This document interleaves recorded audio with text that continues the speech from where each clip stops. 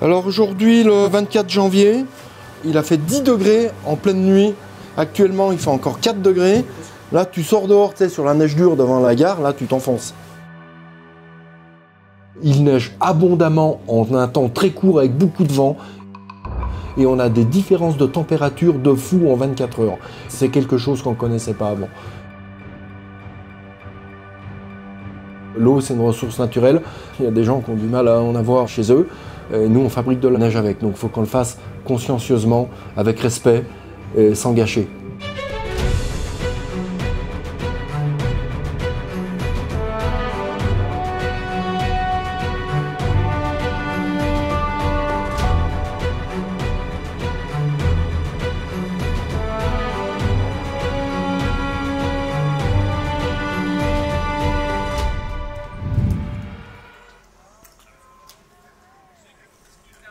Neige artificielle, c'était un terme qu'on utilisait avant. Artificielle, ça faisait peur aux gens parce qu'ils avaient l'impression qu'on ajoutait des produits, des choses à l'intérieur. On n'ajoute vraiment rien à l'intérieur. On projette de l'eau avec de l'air et ensuite la température extérieure fait que quand cette eau tombe de la perche un petit peu plus loin avant d'arriver sur le sol, elle se transforme naturellement en neige.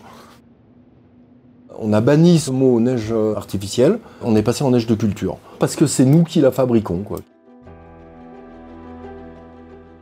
Là, on est dans la machinerie, donc c'est grâce à tout ce que tu vois ici qu'on arrive donc à projeter notre eau et notre air au bout de nos enneigeurs. Même à Chamonix, où on pensait être épargné encore pour quelques années, on a été rattrapé rapidement par ce changement climatique. Donc le réseau neige de culture sur le domaine de la Flégère, c'est les pistes qui sont en bas. On a 16% de neige de culture sur le site de la Flégère, ce qui est quand même faible. Et les contraintes sur le site de la Flégère, c'est ce qu'on va appeler la retenue collinaire, hein, la ressource d'eau qui nous est mise à disposition. On a 27 000 m3 d'eau utilisable dans cette retenue collinaire. Je ne peux pas aller au-delà. À -2, -3, avec les nouvelles installations, on pourrait produire, mais on n'optimise pas correctement l'eau qu'on utilise. Donc nous, on a décidé de la fabriquer à partir de -4 seulement. Là, on a une optimisation de l'eau. 1 m3 d'eau va nous faire environ 2 m3 de neige.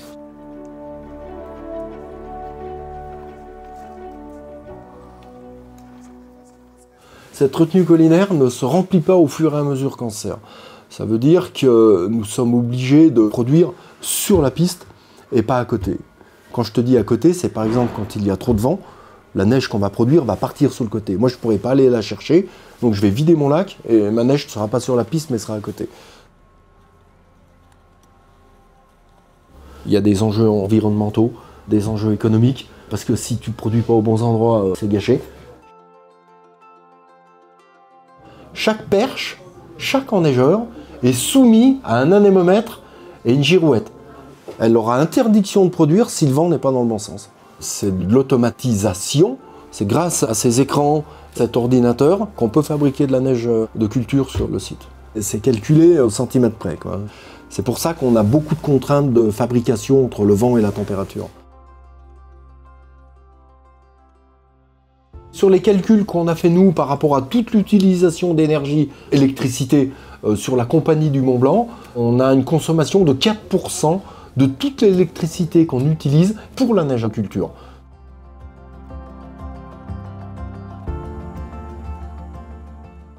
On fabrique de la neige sur ce site à la même altitude. Cette neige fond au printemps et repart dans le cours d'eau où on l'a prélevée. Néanmoins, il y a certainement un impact sur l'environnement, donc on a demandé une étude pour savoir exactement quel est cet impact.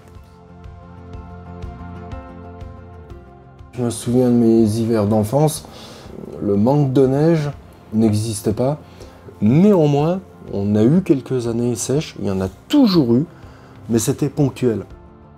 Maintenant, c'est devenu chaque année. On est en train d'essayer de s'approprier ce changement.